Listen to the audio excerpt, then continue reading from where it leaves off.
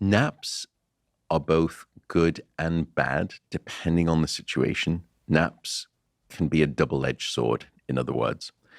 We and others have done lots of studies on naps, and the benefits are fascinating and stunning. I'll tell you about one study we did.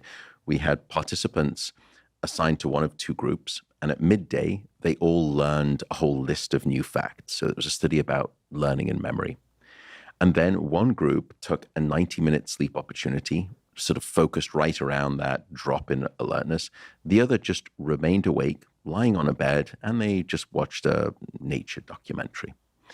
And then 5 hours later, we had them do another learning session. And so they've woken up after the 90-minute nap. They've got through that sort of initial lull that we'll discuss what that is after you wake up.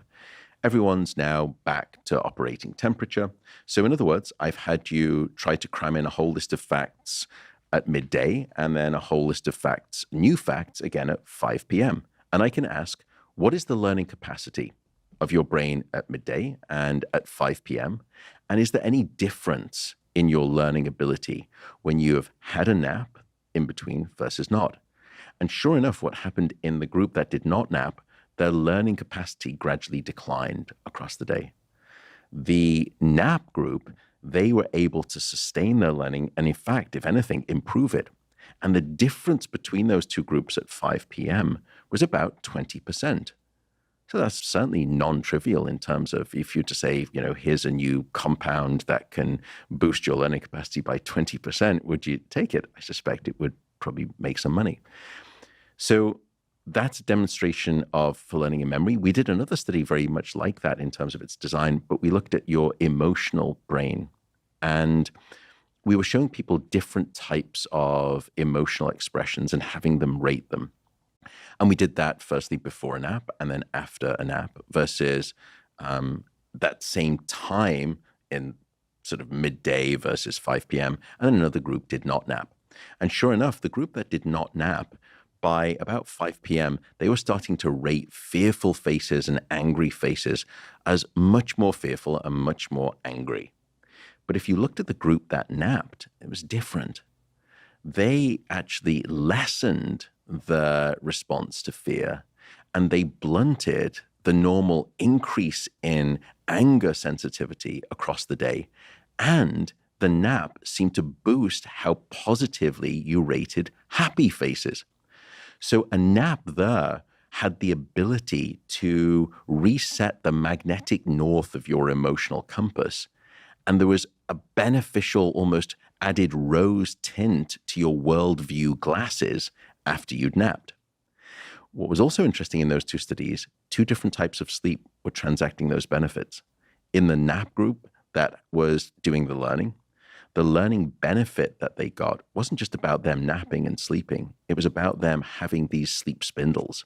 The more of those sleep spindles that you had, the greater the restoration of your learning capacity when you wake up. For the emotional recalibration that I described in the nap, that had nothing to do with sleep spindles or even non-REM sleep. It required REM sleep to produce that benefit. So there are certainly many benefits, and we've looked downstairs in the body, blood pressure, cardiovascular measures, immune health. They all seem to benefit. So at that point, everyone may be thinking, of course, this sounds good.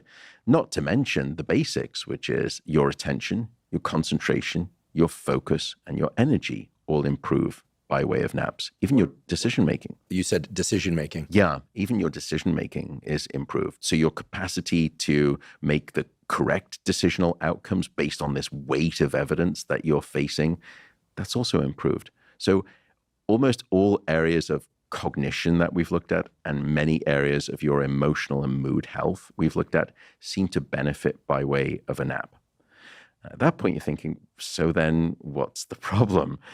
The problem is that when you nap, you release some of that sleep pressure that's been building up. So in the first episode, we spoke about a chemical called adenosine. And the longer that you're awake, the more adenosine that builds up. The more adenosine that builds up, the sleepier you will feel. And after about 16 hours of being awake, you should have lots of healthy sleepiness of adenosine in your brain to put you asleep and keep you asleep. And when we sleep, we are able to clear that adenosine from the brain. So we wake up after 7 to 9 hours. And if it's been good quality sleep, we're refreshed because we've cleansed the brain in part of that adenosine. When you take a nap, like a pressure valve on a steam cooker, you just release some of that healthy sleepiness that you've been building up. So the dark side of napping is if you are struggling with sleep and you suffer from insomnia, the advice is do not nap during the day because you're setting yourself up for an even higher probability of failure at night. Why? Because when you nap, you release some of that good sleepiness that we need to build up for you as someone who is struggling with sleep to give you the greatest chance of a weight of sleepiness on your shoulders. So if you are not struggling with sleep and you can nap regularly, I would say naps are just fine. And we can unpack what is an optimal nap and the protocol for what napping should be. I would say that's great. The only caveat is make sure that you're not napping too late into the day. And this is one of the components of the protocol of how to nap, because napping late in the day is too close to sleep. And you can think of it almost like snacking before your main meal. A nap late in the day just takes the appetite edge off your sleepiness so that when it comes time for sleep, you're not as hungry anymore. So just keep that in mind. But we can unpack perhaps the optimal way to nap if you are going to nap and exactly the do's and the don'ts of that, if that sounds of somewhat interest. But let's come back to then assuming optimal is for most people when they speak about naps. I just want the quick reboot. I want my alertness and concentration, which are failing because I'm staring at the screen or I just can't concentrate on the work that I'm doing. I want my alertness and my concentration to be improved.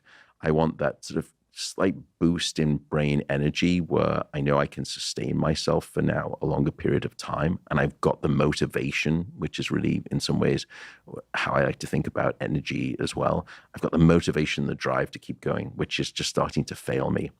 To get those basic things, which is what most people nap for, aim for a 20-minute nap.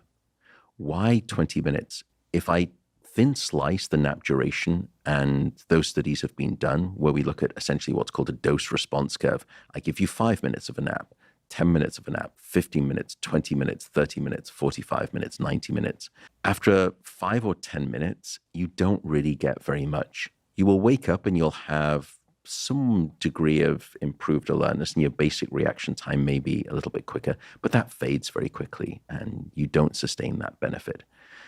Once you get past about 15 to 17 minutes, now things start to look different. You get these nice benefits for concentration, alertness, and motivation, and those things sustain. So once you wake up out of that, probably really, I would say 20-minute nap, at that point, you've got some good wind in your concentration and energy sales for the brain, and that will sustain you throughout the rest of the afternoon and into the evening.